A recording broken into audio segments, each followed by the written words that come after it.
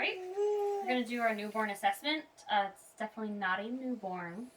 It's a 6-month-old. But she will work for our assessment, won't you? Alright. So the first thing we would do, baby would not be wearing a diaper, but our subject's going to be wearing her diaper pretty much the whole time. First thing you want to do is get a weight.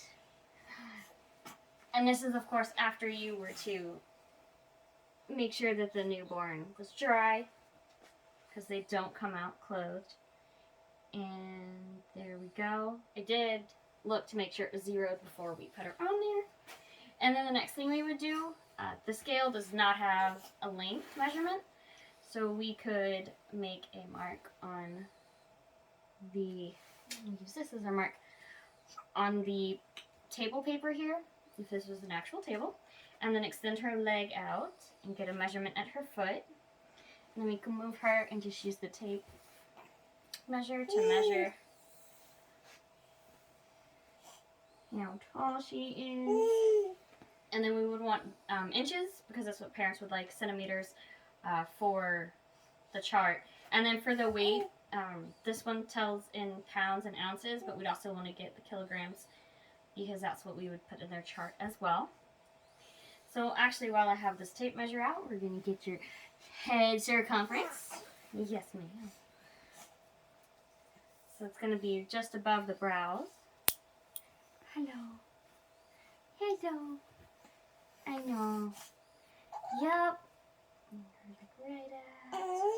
And then inches, centimeters for that. Inches for family, for the parents. Then we're going to measure your chest circumference, kiddo. I know, you are all over the place. Across the nipples. 17. And then the last thing we're going to do is measure the abdomen. Move down. Good job. Thank you. Alright. And on a newborn, you'd have the umbilical cord there to watch out for. Alright. So then we're going to go ahead and get respiration. So for this, we'll have a stethoscope. And we're going to want to listen and look. And this would be clean.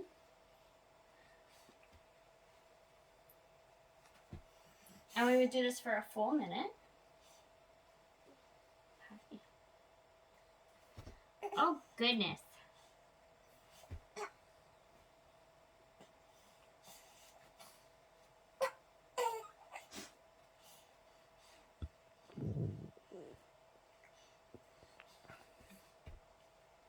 Okay, so when we're listening for a full minute, we're also looking to visualize, and then I can put my hand on her chest to see and feel that her chest is moving, rising and falling. And then we want it to be between 30 and 60. And then next we listen to the heart. Oh my goodness.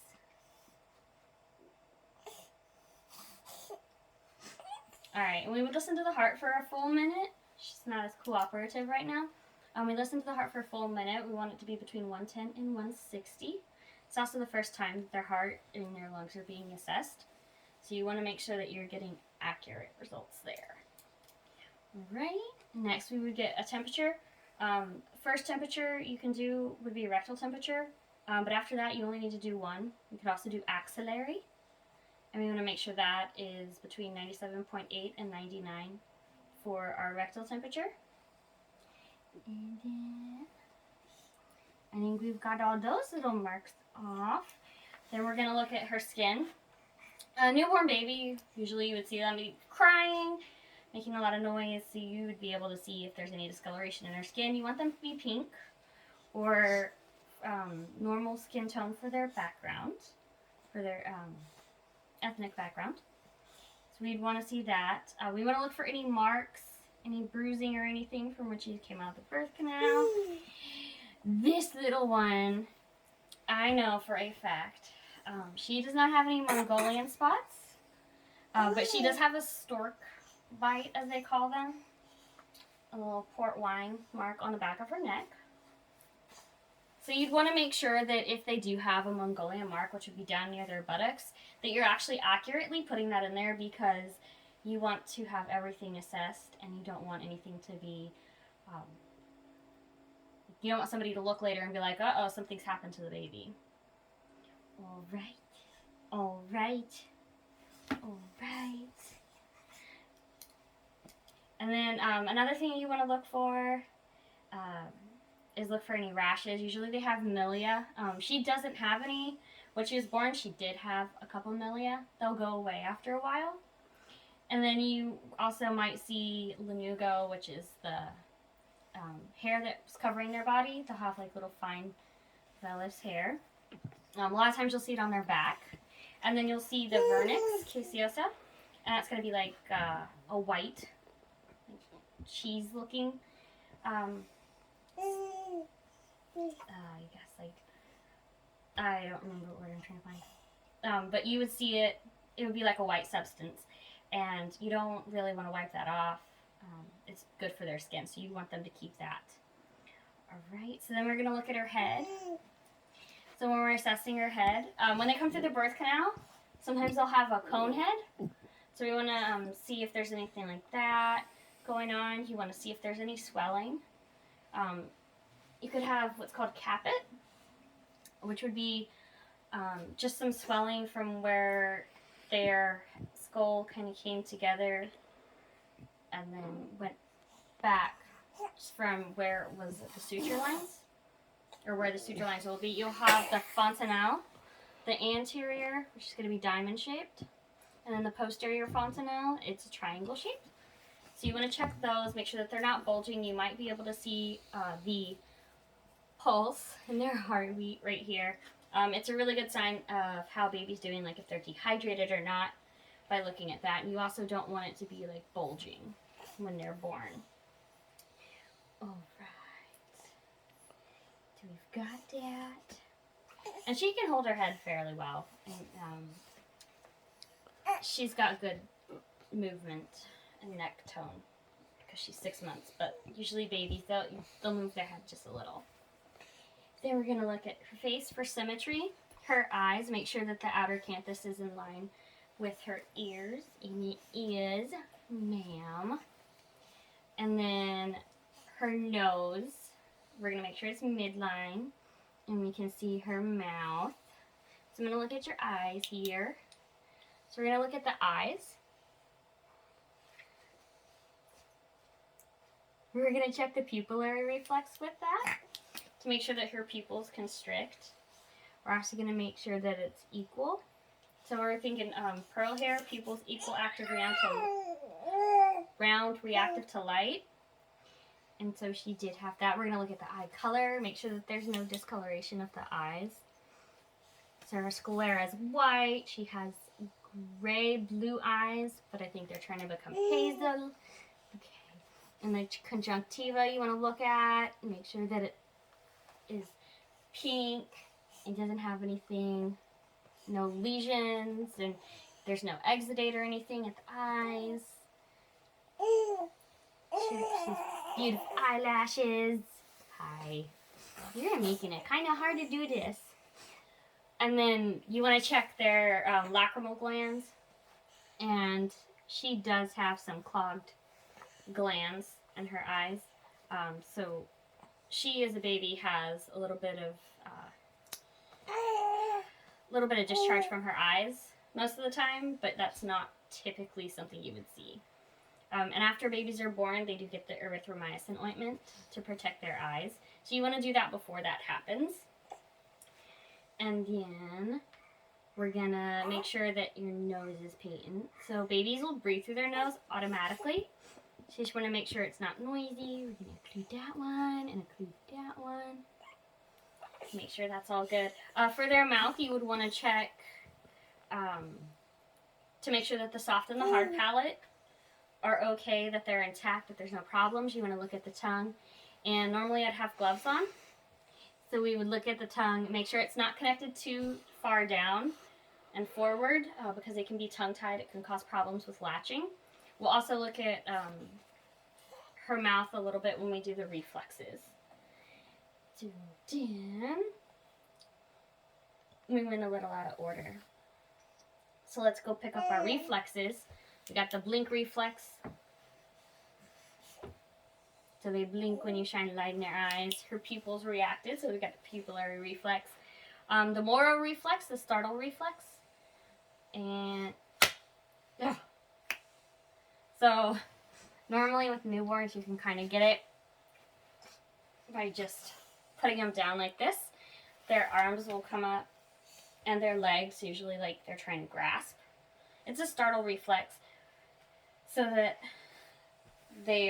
it's there for them, like if they feel like they're falling or something, which was what I was trying to make her feel like she was doing, they react to it. So they're trying to grab onto something. Right. So then you want to check, so in newborns, if you stroke their cheek, they should turn that way. That is the rooting reflex. And then at that time, you could check the sucking reflex with a gloved hand, just stick it in their mouth. And then you should get, they should be able to suck efficiently so that you know how, kind of like an idea of how they're going to feed, how well they're going to be. And then the palmar grasp, if you put your finger in their palm, they usually grab it. They kind of do the same thing, like if you touch the bottom of their foot, their toes curl. And then they also have the stepping reflex. So a newborn baby, the 6-month-old won't do this. So if you put a newborn baby, stand them up, they'll move their feet like they're trying to walk. It's actually kind of cool. So let's lay back down, little baby subject. All right. And then you have the Babinski. So we are going to make the little J hook. Her toes curl. No, her toes go like this. That's right. I heard you do it. There we go. They're kind of doing it.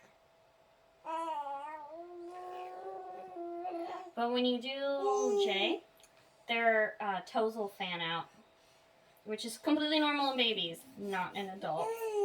And then we're going to do the tonic neck. So if I put her down on her tummy and put her head facing one way. So if I put her head facing this way, she should put this arm out, bring this arm in, and then her feet will go. It's like a fencer pose. She should do like this,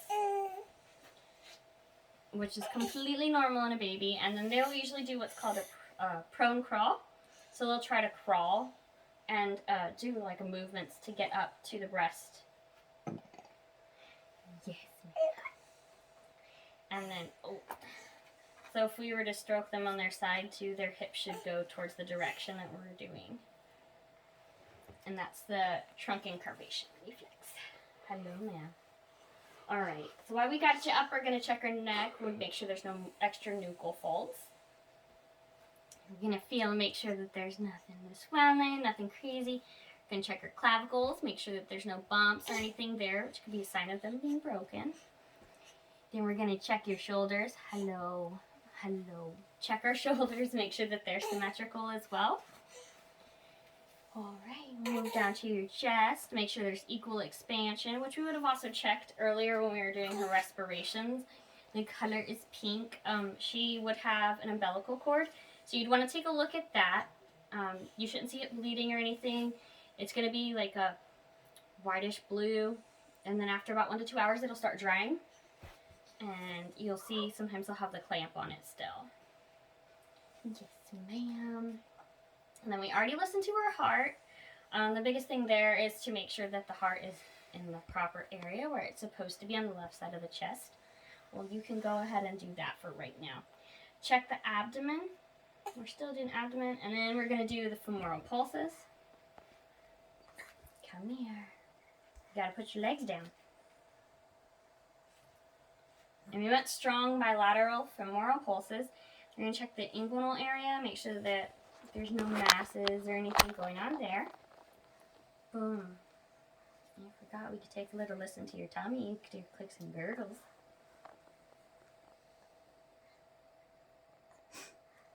Yeah, your diaper's in the way. Come on.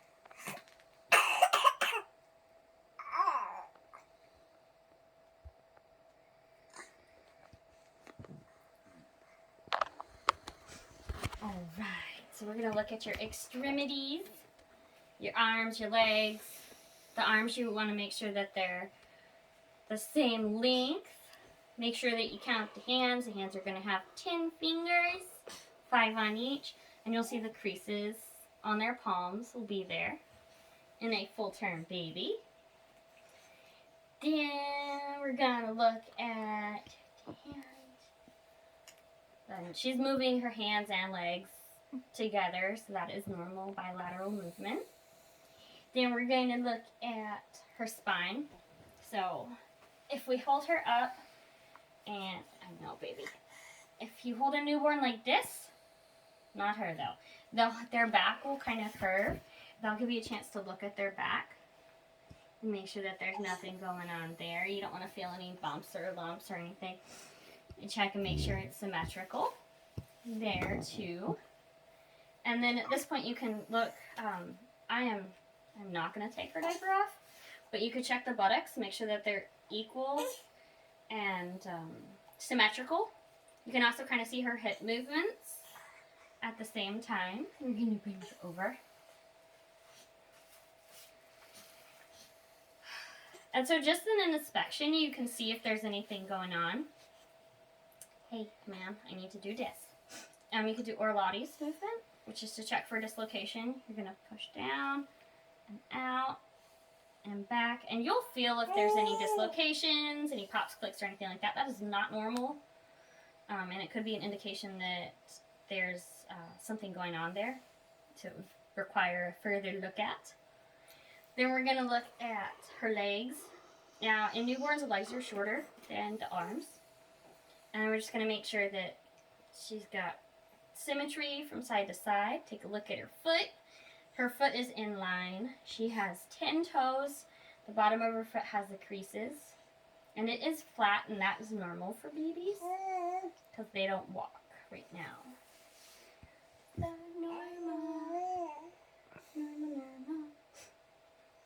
Alright, and we would want to make sure, so another thing you want to look for is jaundice, yellowing of the skin of the baby.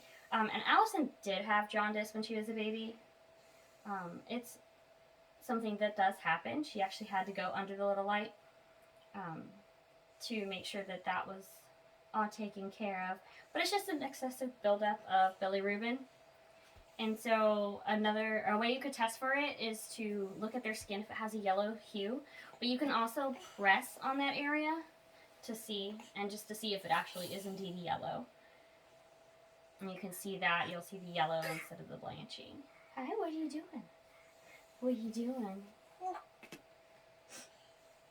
We got bowel movements. Baby should have one within the first 24 hours. It's going to be meconium. It's going to be like tarry.